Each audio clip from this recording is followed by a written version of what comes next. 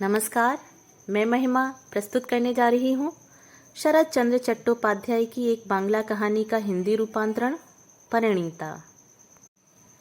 लक्ष्मण की छाती पर जब शक्ति बाण लगा होगा तो जरूर उनका चेहरा भयंकर दर्द से सिकुड़ गया होगा, लेकिन गुरुचरण का चेहरा शायद उससे भी ज्यादा विकृत और टूटा फूटा नजर आया। जब अलस सुबह अंतःपुर से यह खबर आई कि घर की गृहिणी ने अभी अभी बिना किसी बाधा विघ्न के राजी खुशी 5वीं कन्या रत्न को जन्म दिया है। गुरुचरण 60 रुपए तनख्वाह का बैंक क्लर्क था, इसलिए उसका तन बदन जैसे ठेके के गाड़ी के घोड़े की तरह सूखा सूखा शीर्ण था। उसके चेहरे मोहरे और आंखों में भी उस जानवर की तरह ही निष्काम निर्विकार निर्लिप्त भाव। इसके बावजूद आज यह भयंकर शुभ संवाद सुनकर उनके हाथ का हुक्का हाथ में ही रह गया। वे अपनी जीर्ण पैतृक तकिया से टिककर बैठ गए। उनमें इतना जोर भी न रहा कि वे लंबी सी सांस ले सकें। यह शुभ संवाद लेकर आई थी उनकी तीसरी बेटी 10 वर्षीय अन्ना काली। चलो बापू, चलो न देखने। बेटी का मुखड़ा निहारते हुए गुरुचरण ने कहा, बिटिया जरा एक गिलास पानी तो लाना, प्यास लगी है। बेटी पानी लेने चली गई। उसके जाते ही गुरुचरण को सबसे पहले प्रसूति खाने के सैकड़ों खर्च का ख्याल आने लगा। उसके बाद उनकी आंखों के आगे स्टेशन की वह भीड़ तैर गई। स्टेशन पर गाड़ी पहुंचते ही ट्रेन का दरवाजा खुला पाते ही जैसे तीसरे दर्जे के मुसाफिर अपना पोटला पोटली संभाले पागलों की तरह लोगों को कुचलते पीसते उछलते कूदते बाहर आते रहते हैं, उसी तरह मार मार का शोर मचाते हुए उनके दिमाग में चिंता परेशानियों का रेला हरहराने लगा। उन्हें याद आया, पिछले साल अपनी दूसरी बेटी की शादी के वक्त बहु बाजार स्थित यह 2 मंजिला शरीफ आशियाना भी बंधक रखा जा चुका है और उसका 6 महीने का ब्याज चुकाना अभी तक बाकी है। दुर्गा पूजा में अब सिर्फ महीने भर की देर है। मझली बेटी के यहाँ उपहार वगैरह भी भेजना होगा। दफ्तर में कल रात 8 बजे तक डेबिट क्रेडिट का हिसाब नहीं मिल पाया। आज दोपहर 12 बजे अंदर सारा हिसाब बिलायत भेजना ही होगा। कल बड़े साहब ने हुक्म जारी किया है कि मैले कुचैले कपड़े पहनकर कोई दफ्तर में नहीं घुस सकेगा, जुर्माना लगेगा। जबकि पिछले हफ्ते से धोबी का आता पता नहीं है। घर के सारे कपड़े लत्ते समेटकर शायद वह 9-2-11 हो गया है। गुरुचरण से अब टिक कर बैठा भी न रहा गया। हाथ का हुक्का ऊंचा उठाकर वे अधलेटे हो आए। वे मन ही मन बुदबुदा उठे, हे भगवान, इस कलकत्ता शहर में हर रोज कितने ही लोग गाड़ी घोड़े तले कुचले जाते हैं, अकाल मौत के शिकार हो जाते हैं। वे लोग तुम्हारे चरणों में क्या मुझसे भी ज्यादा अपराधी हैं? हे दयामय, मुझ पर दया करो। कोई भारी भरकम मोटर ही मेरी छाती पर से गुजर जाए। अन्ना कली पानी ले आई। लो बापी उठो, मैं पानी ले आई। गुरुचरण उठ बैठे और गिलास का सारा पानी एक ही सांस में पी गए। आह, ले बिटिया, गिलास लेती जा, उन्होंने कहा। उसके जाते ही गुरुचरण दोबारा लेट गए। ललिता कमरे में दाखिल हुई। मामा, चाय लाई हूँ, चलो उठो। चाय का नाम सुनकर गुरुचरण दोबारा उठ बैठे। ललिता का चेहरा निहारते हुए उनकी आधी परेशानी हवा हो गई। रात भर जगी रही न बिटिया, आज थोड़ी देर मेरे पास बैठ। ललिता सकुचाई सी मुस्कान बिखेरते हुए उनके करीब चली आई। रात को मैं ज्यादा देर नहीं जागी मामा। इस जीर्ण शीर्ण चिंता फिक्रग्रस्त अकाल बूढ़े मामा के मन की गहराइयों में टीसती हुई व्यक्त पीड़ा का इस घर में उससे बढ़कर और कोई क्या एहसास करेगा। गुरुचरण ने कहा, कोई बात नहीं, आ मेरे पास आ। ललिता उनके करीब आ बैठी। गुरुचरण उसके सिर पर हाथ फेरने लगे। अचानक उन्होंने कहा, अपनी इस बिट्टी को किसी राजा के घर दे पाऊं तो समझूंगा काम जैसा काम किया। ललिता सिर झुकाए झुकाए प्याली में चाय उड़ेलने लगी। गुरुचरण ने अपनी बात जारी रखी, अपने इस दुखियारे मामा के यहाँ तुझे दिन रात जी तोड़ मेहनत करना पड़ती है ना बिट्टू। ललिता ने सिर हिलाकर कहा, रात दिन मेहनत की क्या बात है मामा, सभी लोग काम करते हैं, मैं भी करती हूँ। उसकी इस बात पर गुरुचरण हंस पड़े। चाय पीते पीते उन्होंने पूछा, हाँ तो ललिता, आज खाने वाने का क्या होगा बिट्टी? ललिता ने सिर उठाकर जवाब दिया, क्यों मामा, मैं पकाऊंगी ना। गुरुचरण ने अचकचाकर कहा, तू तू पकाएगी बिटिया, तुझे पकाना आता है? आता है मामा, मामी से मैंने सब सीख लिया है। गुरुचरण ने चाय की प्याली रख दी और उसे गले लगाते हुए पूछा, सच्ची? सच्ची। मामी बता देती हैं, मैं पकाती हूँ। कितने ही दिनों तो मैंने ही पकाया है। यह कहते हुए ललिता ने सिर झुका लिया। उसके झुके हुए सिर पर हाथ रखकर गुरुचरण ने उसे खामोश आशीर्वाद दिया। उनकी एक गंभीर चिंता दूर हो गई। यह घर गली के नुक्कड़ पर ही स्थित था। चाय पीते पीते उनकी निगाह अचानक खिड़की के बाहर जा पड़ी। गुरुचरण ने चीख कर आवाज लगाई, शेखर, ओ शेखर, सुन जरा, सुन। एक लंबा चौड़ा बलिष्ठ सुदर्शन नौजवान कमरे में दाखिल हुआ। आओ बैठो। आज सवेरे अपनी काकी की करतूत शायद सुनी होगी। शेखर के होठों पर मंद मंद मुस्कान झलक उठी। करतूत क्या, लड़की हुई है, बस यही बात ना। एक लंबी सांस फेरकर गुरुचरण ने कहा, तुमने तो कह दिया बस यही बात, लेकिन यह किस हद तक बस यही बात है सिर्फ मैं ही जानता हूँ रे। ऐसा न कहें काका, काकी सुनेंगी तो बहुत दुखी होंगी। इसके अलावा भगवान ने जिसे भेजा है उसे ही लाड़ दुलार से अपना लें। शेखर ने तसल्ली दी। पल भर को खामोश रहने के बाद गुरुचरण ने कहा, लाड़ दुलार करना चाहिए यह तो मैं भी जानता हूँ, लेकिन बेटा भगवान भी तो इंसाफ नहीं करते। मैं ठहरा गरीब मानस, मेरे घर में इतनी भरमार क्यों? यह घर तुम्हारे बाप के पास रेहन पड़ा है। खैर पड़ा रहे, मुझे इसका दुख नहीं शेखर, लेकिन हाथों हाथ ही देख लो ना। बेटा मेरी ललिता है, बिन माँ की बिन बाप की, सोने की गुड़िया। यह सिर्फ राजा के घर ही सजेगी। इसे मैं अपने जीता जी कैसे जिस तिस के हाथ में सौंपूं बताओ। राजा के मुकुट में वह जो कोहिनूर जगमगाता है, वैसा कई कई कोहिनूर जमा करके मेरी इस बेटी को तौला जाए तो भी इसका मोल नहीं हो सकता। लेकिन यह कौन समझेगा?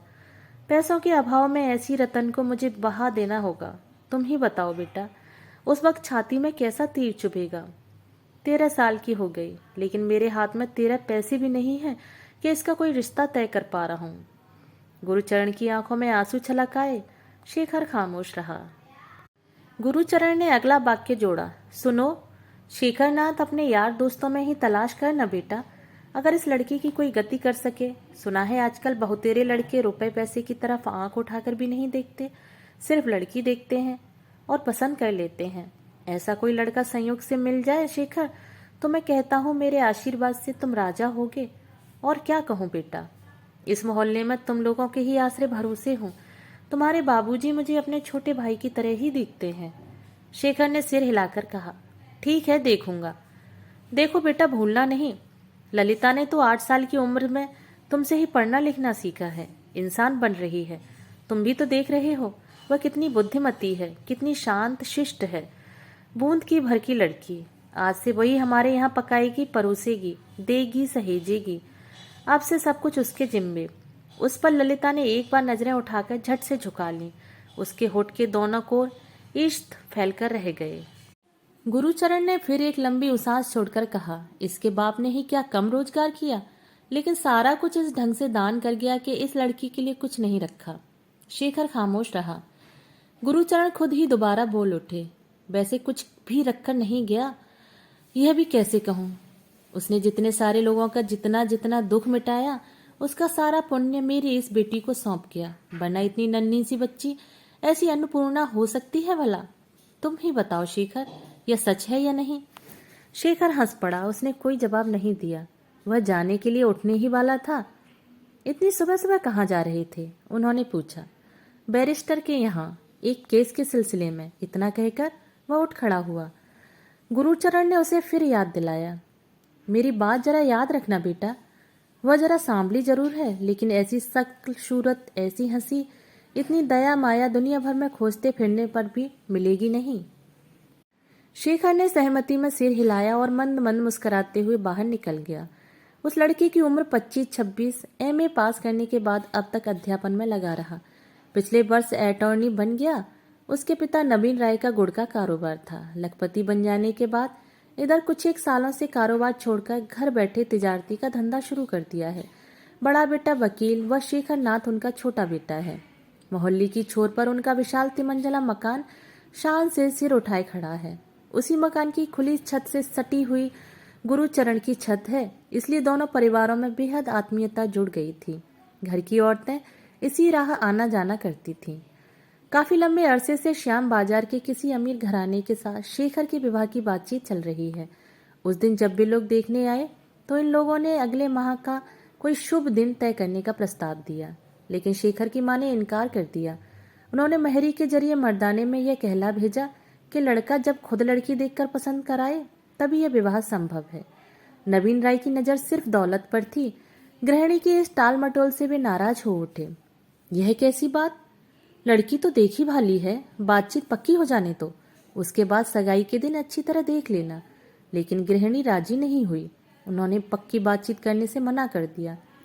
उस दिन नवीन राय जिस कदर नाराज हुए कि खाना भी काफी देर से खाया और दोपहर को वे बाहर वाले कमरे में ही सोए। शेखर नाज शौकीन तबीयत का शख्स था। वह तीसरी मंजिल के जिस कमरे में रहता था वह काफी सजा हुआ था। करीब 5-6 दिन बाद एक दिन दोपहर को जब वह अपने कमरे में बड़े से आईने के सामने खड़ा खड़ा लड़की देखने जाने के लिए तैयार हो रहा था, ललिता कमरे में दाखिल हुई। कुछ एक पल उसकी तरफ खामोश निगाहों से देखते हुए उसने कहा, सुनो, जरा अच्छी तरह सजा बजा तो दो ताकि बीबी पसंद कर ले। ललिता हंस पड़ी। अभी तो मेरे पास वक्त नहीं है शेखरदा, मैं रुपए लेने आई हूँ। इतना कहकर उसने तकिए के नीचे दबी चाबी निकाली और अलमारी खोलकर दराज से कुछ रुपए निकालकर गिने। रुपए आंचल में बांधकर उसने स्वगत ही कहा, जरूरत के वक्त रुपए ले तो जाती हूँ, मगर इतना सब शोध कैसे होगा?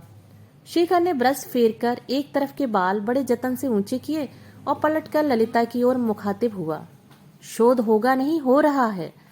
ललिता को उसकी बात समझ में नहीं आई। उसकी आंखें शेखर के चेहरे पर गड़ी रहीं। यूं देख क्या रही हो, समझ में नहीं आया? ना, ललिता ने इनकार में सिर हिला दिया। जरा और बड़ी हो जाओ तब समझ जाओगी। इतना कहकर शेखर ने जूते पहने और कमरे से बाहर निकल गया। रात को शेखर कोच पर चुपचाप लेटा हुआ था। अचानक उसकी माँ कमरे में दाखिल हुई। वह हड़बड़ाकर उठ बैठा। माँ तख्त पर बैठ गई। लड़की देखी? कैसी है रे? अच्छी। माँ के चेहरे की तरफ देखते हुए शेखर ने जवाब दिया। शेखर की माँ, नाम भुवनेश्वरी, उम्र लगभग 50 के करीब आ पहुंची थी, लेकिन तन बदन इतना कसा हुआ, इतना खूबसूरत कि वे 35-36 से ज्यादा की नहीं लगती थी। ऊपर से उनके ऊपर आवरण के अंदर जो मात्र हृदय मौजूद था वह और भी ज्यादा नया और कोमल था। वे गांव देहात की औरत, गांव देहात में पैदा हुई, वहीं पली बड़ी हुई, लेकिन शहर में भी कभी किसी दिन भी बेमेल नजर नहीं आई। जैसे उन्होंने शहर की चुस्ती फुर्ती, जीवंतता और आचार व्यवहार उन्मुक्त भाव से ग्रहण कर लिया, उसी तरह अपनी जन्मभूमि की निविड़ निस्तब्धता और माधुर्य भी उन्होंने नहीं खोया। यह माँ शेखर के लिए कितना विराट गर्व थी, यह बात उसकी माँ भी नहीं जानती थी। ईश्वर ने शेखर को काफी कुछ दिया था, अनन्य सेहत, रूप, ऐश्वर्य, बुद्धि, लेकिन ऐसी माँ की संतान हो पाने का सौभाग्य वह समूचे तन मन से ऊपर वाले का सबसे बड़ा दान मानता था। अच्छा, कहकर तू चुप क्यों हो गया? माँ ने पूछा। शेखर ने दोबारा हंसकर सिर झुका लिया। तुमने जो पूछा वही तो बताया। माँ भी हंस पड़ी। कहाँ बताया? रंग कैसा है? गोरा? किसके जैसी है? हमारी ललिता जैसी। शेखर ने सिर उठाकर जवाब दिया। ललिता तो काली है माँ, उससे तो गोरी है। चेहरा, मोहरा, आंखें कैसी हैं? वह भी बुरी नहीं। तो घर के कर्ता से कह दूं? इस बार शेखर खामोश रहा। कुछ एक पल बेटे का चेहरा पढ़ते हुए माँ ने अचानक सवाल किया। हाँ रे, लड़की पढ़ी लिखी कितनी है? वह तो मैंने नहीं पूछा माँ। माँ एकदम से ताज्जुब में पड़ गई। यह कैसी बात है रे? जो आजकल तुम लोगों के लिए सबसे ज्यादा जरूरी है वही बात पूछकर नहीं आया। शेखर हंस पड़ा। नहीं माँ, यह बात तो मुझे याद ही नहीं रही। बेटी की बात सुनकर अब वे बाकायदा विस्मित हो उठी और कुछ एक पल उनकी निगाहें बेटे के चेहरे पर गड़ी रहीं। अचानक वे हंस पड़ी। यानी तू वहां ब्याह नहीं करेगा? शेखर जाने क्या कहने को जा रहा था। अचानक ललिता को कमरे में दाखिल होते देखकर वह खामोश हो गया। ललिता धीमे कदमों से भुवनेश्वरी के पीछे आ खड़ी हुई। भुवनेश्वरी ने बाईं तरफ से उसे खींचकर अपने सामने कर लिया। क्या बात है बिटिया? ललिता ने फुसफुसाकर जवाब दिया। कुछ नहीं माँ। वह पहले उन्हें मौसी बुलाया करती थी, लेकिन उन्होंने उसे बरसते हुए कहा, मैं तुम्हारी मौसी नहीं, माँ हूँ। बस उसी दिन से वह उन्हें माँ बुलाने लगी। भुवनेश्वरी ने उसे और करीब खींचकर उसे दुलारते हुए पूछा, कुछ नहीं। तो तू मुझे सिर्फ एक बार देखने आई है? ललिता खामोश रही। देखने आई है कि वह खाना कब पकाएगी? शेखर एकदम से बोल उठा। क्यों पकाएगी? क्यों? शेखर ने विस्मित मुद्रा में पलटकर सवाल किया। तो उन लोगों का खाना और कौन पकाएगा? उस दिन उसके मामा ने भी तो यही कहा कि पकाने परोसने का काम ललिता ही करेगी। माँ हंस पड़ी। उसके मामा की क्या बात है? कुछ कहना था सो कहकर छुट्टी पा ली। उसकी तो अभी शादी नहीं हुई, उसके हाथ का खाएगा कौन? मैंने अपने पंडित जी को भेज दिया है कि वे ही पकाएंगे। हमारा खाना बड़ी बेहरानी बना रही है। आजकल दोपहर को मैं वहीं चली जाती हूँ। शेखर समझ गया उस दुखी परिवार की जिम्मेदारी माँ ने अपने ऊपर ले ली है।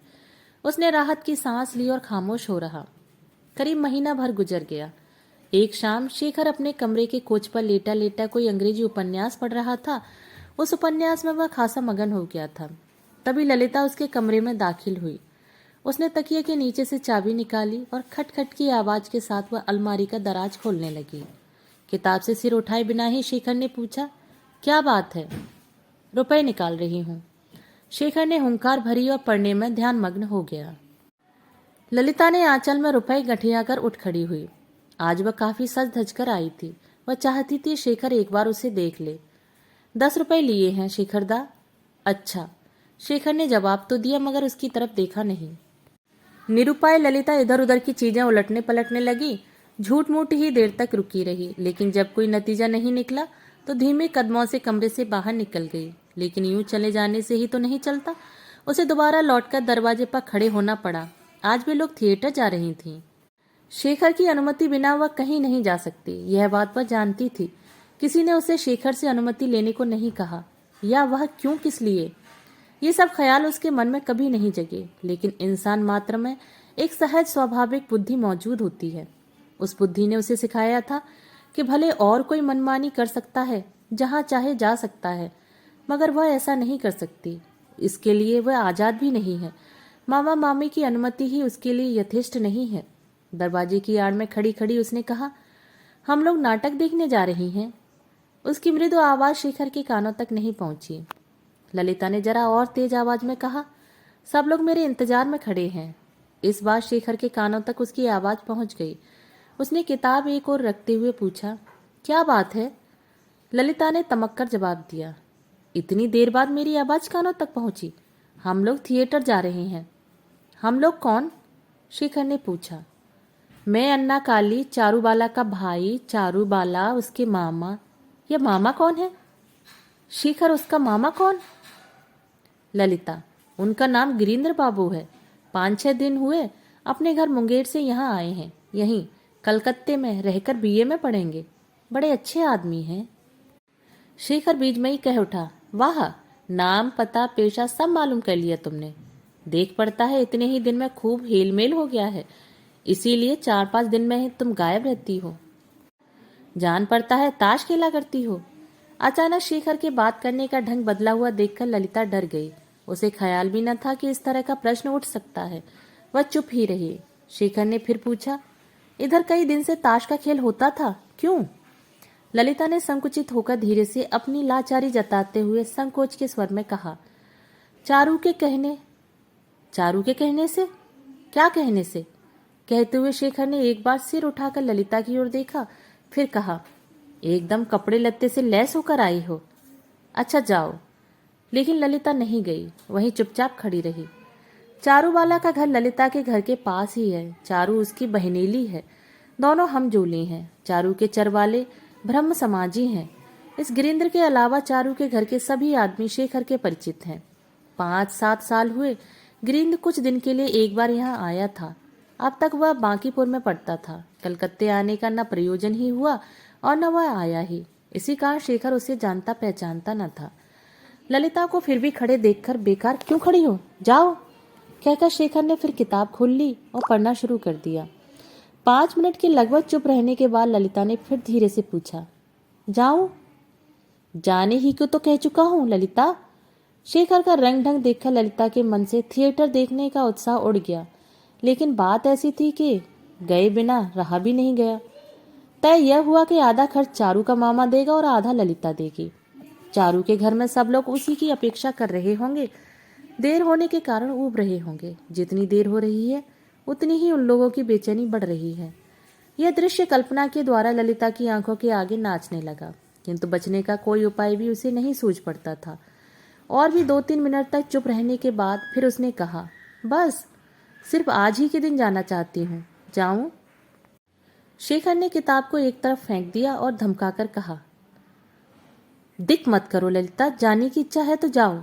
अब अपना भला बुरा समझने लायक हो चुकी हो। सुनते ही ललिता चौंक उठी। ललिता को अक्सर शेखर झड़कता, डांटता और धमकाता था। आज कुछ पहला ही मौका न था। सुनने और सहने का अभ्यास उसे अवश्य था, लेकिन इधर 2-3 साल से ऐसी कड़ी झिड़की या तड़प झेलने की नौबत नहीं आई थी।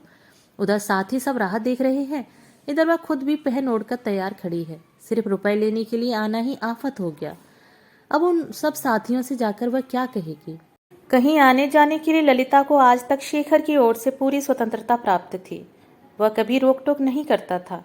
इसी धारणा के बल पर वह आज भी एकदम सज धज कर शेखर के पास केवल रुपए भर लेने आई थी। दोस्तों, अभी आपने सुना शरत चंद्र चट्टोपाध्याय द्वारा लिखे हुए उपन्यास का पहला भाग। अगले भाग के साथ जल्द ही आपसे मिलती हूँ। धन्यवाद।